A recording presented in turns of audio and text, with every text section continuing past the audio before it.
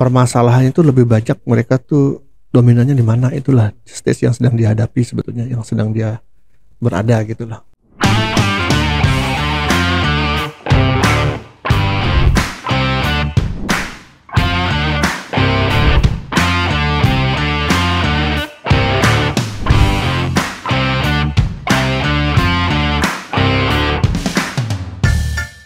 Halo teman-teman, kembali lagi di YouTube channel Dunia Leadership Coaching dengan saya Aisyah. Nah, kali ini kita mau membahas nih teman-teman mengenai perkembangan bisnis saat ini itu seperti apa sih? Sebelum kita lanjut, kita simak yang berikut ini dulu ya. Sebelum Anda lanjut nonton video ini, silakan Anda subscribe, like, dan share kepada teman-teman Anda sehingga channel ini bisa bertumbuh. Oke teman-teman, balik lagi nih. Kita sapa dulu yuk coach kita pada kali ini. Halo Coach Adit. Halo Aisyah, ya. Wah, keren banget coach tampilannya nih, pink-pink, lucu. Iya. Pede dong, walaupun cowok pakai pink pede aja. Oke. Tapi terlihat lebih Kiowo gitu coach. Apa tuh? Kiowo. Apa Kiowo itu? itu lucu, menggemaskan jadinya. Gawat deh. Padahal udah tua menggemaskan gitu. Iya, karena kan warna pink itu identik kayak soft gitu. Kiowo apa?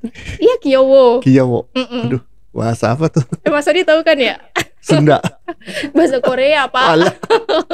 Oke deh. Oke, coach. Yeah. Pembahasan kita kali ini tentang bisnis nih. Kan mungkin coach Adit sendiri sudah berpengalaman ratusan ya mengcoaching bisnismen dan wirausahawan gitu ya coach ya. Nah, sebetulnya itu bisnis itu perkembangannya itu saat ini tuh seperti apa sih coach? Perkembangan bisnis. Iya. Maksudnya gini, mungkin saya kalau tentang perkembangan bisnis di tahun ini mah tinggal ngeliat di YouTube atau di mana ya. Saya mau menjelaskannya seperti gini. Dari pengalaman saya mengcoaching itu saya melihat bisnis mereka tuh berkembangnya tuh kayak apa sih gitu ya. Okay. Jadi perkembangannya mereka gitu ya. Dari mulai tahap awal sampai dia berkembang. Itu stage-stage-nya seperti apa? Kalau saya amati itu ada stage-stage-nya ya. Ada stage-stage-nya ya coach. Ternyata ya gitu. Jadi mereka datang minta coaching ke saya itu juga beda-beda stage-nya nih. Sudah sampai di stage yang berbeda-beda. Gitu, nggak semuanya di stage yang sama.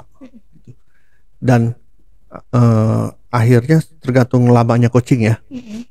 Proses coaching itu tergantung. Jadi akhirnya kan dari stage yang saat itu dia berada, inginnya naik ke stage yang mana gitu kan.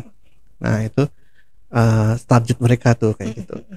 Nah kalau mengenai bicara stage, saya bisa menyimpulkan ya, dari awal bisnis itu stage-nya tuh pasti basic bisnisnya dulu nih, stage yang basic lah. Oke, gitu ya. yang pertama stage dari basic dulu. Ya, basic stage. Yang kedua saya lihat tentang ceruk pasar mereka. Apa coach? Ceruk pasar, niche marketnya. Oh, gitu. niche marketnya. Apakah mereka sudah memiliki niche market yang jelas? Yang ketiga lebih ke sistemnya gitu ya. Tapi kadang-kadang ini juga sistem sama yang stage berikutnya suka tukar-tukar deh gitu ya tahapannya. Dari sistem baru ke human resourcesnya, baru mulai ke tahap yang paling atas ya, sinergi atau lebih kepada, kalau orang bilang itu sinergi, tapi kalau aku lihat sih lebih kepada culture di perusahaan itu sudah positif banget lah gitu ya. Jadi setiap business owner yang minta datang ke saya untuk di coaching itu saya melakukan assessment dulu ya. Dari situ saya baru ketahuan, oh dia kayaknya ini masih di tahap yang basic nih gitu ya. Oh dia sudah, dari permasalahan atau dari challenge yang dihadapi saya bisa tahu gitu apa yang sebetulnya mereka di stage berapa gitu. Oke, berarti coach memberikan coaching dulu ya kepada wirausahawan. Assessment itu sehingga bisa memberikan penilaian si bisnis ini tuh, wirausahawan ini sudah masuk ke stage berapa sih? Iya. Dalam bisnisnya. Oke, boleh dilanjut lagi coach. Iya, jadi kalau dia bicara banyak permasalahan tentang, oh ini kayaknya nih ada isu di niche market nih atau di ceruk pasarnya nih yang belum jelas. Berarti dia di stage itu. Oh dia ada permasalahan di sistem nih gitu ya. Oh ada permasalahan tentang SDM. Di situ baru ketahuan gitu ya. Di situ. Jadi saya melakukan assessment dulu gitu. Kalau yang basicnya tuh apa? Dari rata-rata sih masalah di basic ya, yang paling utama, yang pondasinya ya coach. Pondasinya yang banyak gitu. Emang itu pondasi itu apa sih, ada apa aja di hal itu? Oh, ada beberapa hal. Terutama apa goal mereka sebagai pebisnis itu jelas gak? Oh. Kemudian apa bagaimana mereka mau ngatur cash flow udah jelas belum? Gitu ya. Terus ya yang simple lah gitu ya. Bagaimana mereka memanage keuangan. Kemudian time management mereka gimana? Kemudian yang lebih ini lagi ya, konsistensi mereka dalam produksinya gitu ya. Misalnya ya konsistensi produk atau jasa mereka gimana gitu loh. Nggak mesti yang kualitasnya excellent dulu, tapi konsisten dulu gitu. Oke. Kalau Aisyah jalan-jalan gitu ya ke kota-kota yang di Indonesia, kalau bingung mau makan apa, biasanya cari makan apa? Bakso, mie ayam, soto. Kenapa? Udah itu aja. Karena udah tahu rasanya Nah, seperti itu.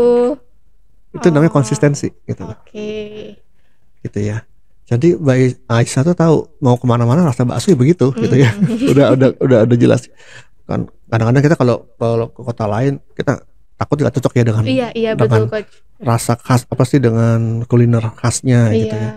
Jadi kita ke hal-hal yang mungkin ini ya, yang familiar gitu ya. Kalau saya juga biasanya cari ya ini ya fast food kali gitu ya. Oke. Itu kan udah jelas ya rasanya, mau di Jakarta mau di mana gitu ya. Karena kan fast food ya. Ya konsistensi. Iya. Padahal kan kualitasnya kan sebetulnya kan fast food itu ya enggak juga ya. Iya, padahal beda yang memasaknya. Maksud gini, kualitas fast food, ayam goreng fast food dengan ayam goreng buatan rumah mungkin enakan buatan rumah sebetulnya. Atau gizinya gitu ya. Tapi kita pilih itu karena kita udah tahu konsistensinya gitu. Sama gitu.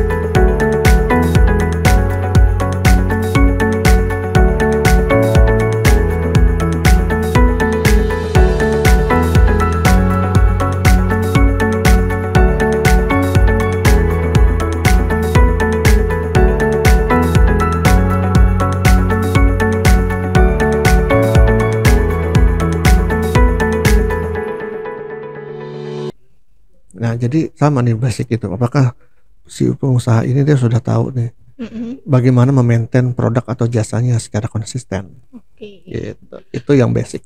Berarti kalau misalkan basicnya aja belum jelas dari goalsnya apa, dalam manajemen keuangannya seperti apa, itu susah untuk meningkatkan ke stage berikutnya ya Coach ya? Ya, jadi sebetulnya tuh semuanya pasti mereka mengalami stage ini ya dengan bersamaan. Tapi permasalahannya itu lebih banyak mereka tuh dominannya di mana, itulah stage yang sedang dihadapi sebetulnya, yang sedang dia berada gitu loh. Kalau saya melihatnya sih begitu. Contoh lain kalau yang tahap yang berikutnya ya, itu kan ceruk pasar tadi kata-katakan. Iya. Masuk ceruk pasar apa sih? Artinya kalau perusahaan itu masih bersaing dengan perusahaan lain dalam bentuk perang harga, salah satu contohnya ya, itu berarti dia belum punya ceruk pasar yang benar, yang apa ya, yang sesuai dengan dia gitu loh. Atau kalau dia belum punya USP, unique selling point ya, atau unique selling proposition. Artinya keunikan produk dan jasa mereka yang tidak bisa ditiru oleh kompetitor. Artinya dia belum stabil di ceruk pasar tersebut. Gitu. Oh, berarti di stage yang kedua ini seorang perusahaan itu tuh bisnisnya itu harus memiliki keunikan tersendiri ya Coach? Ya, ada nilai tambah atau nilai lebih yang nggak bisa ditiru dari perusahaan yang nggak bisa di apa ya, yang pokoknya benar-benar mencirikan dia dan memang sesuai dengan target pasarnya gitu. Oke. Misal kamu punya produk apa nih, obat jerawat, anti jerawat, itu kan ceruk pasarnya siapa? Gitu. Berarti kan orang-orang yang berjerawat dong? Ya kan, orang-orang berjerawat kan seluruh dunia banyak. Iya. Dari sisi usia, jenis kelamin, pendidikan, mau ditargetkan yang mana gitu. Oke. Nah, itulah kita bikin keunikan di sisi itu supaya target pasar yang kamu mau raih itu cocok di, ini gue banget nih yang mau. Contoh ya, kamu mau mentargetkan obat jerawat kamu misalnya untuk anak-anak SMA, siswi misalnya ya.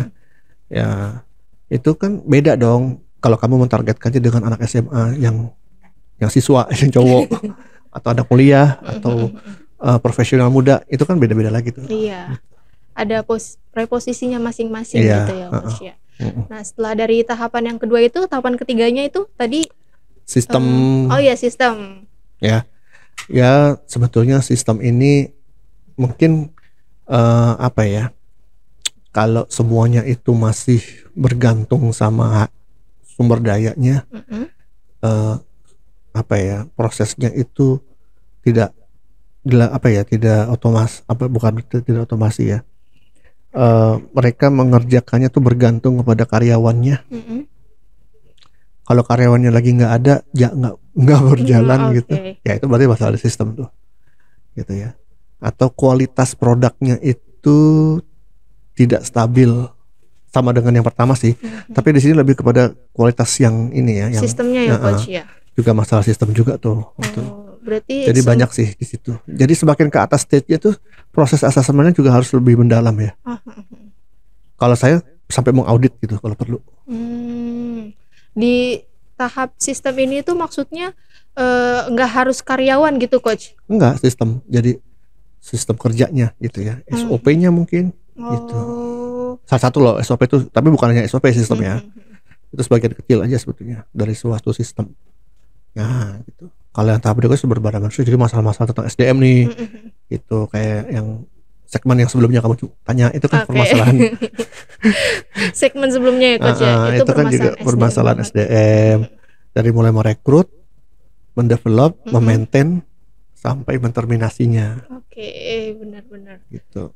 Setelah dari permasalahan SDM, selanjutnya tahapannya harusnya ya udah budayanya itu ya yang harus dibenerin. Jadi ini udah sistemik.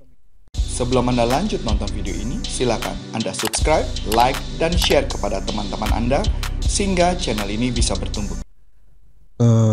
Dilihat dari budayanya yang positif atau enggak gitu ya, terkait dengan goal yang mau dicapai gitu loh.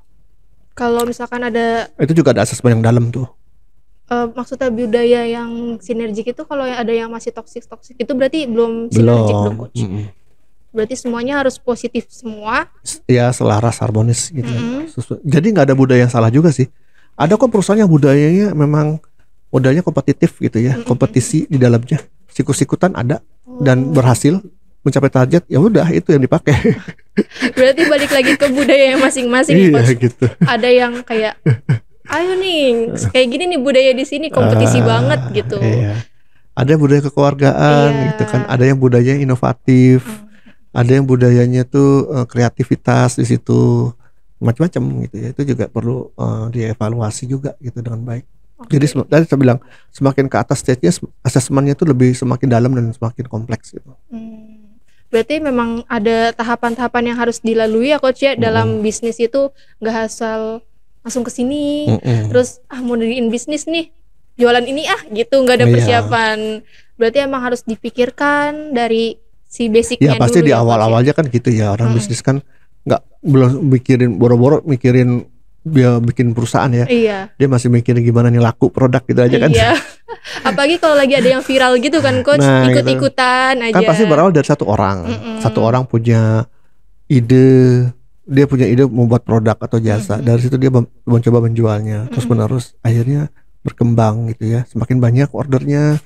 Awalnya kan gitu kan, akhirnya semakin butuh sistem, semakin butuh ini ya biasanya ya orang yang bantu gitu. Iya betul, Coach.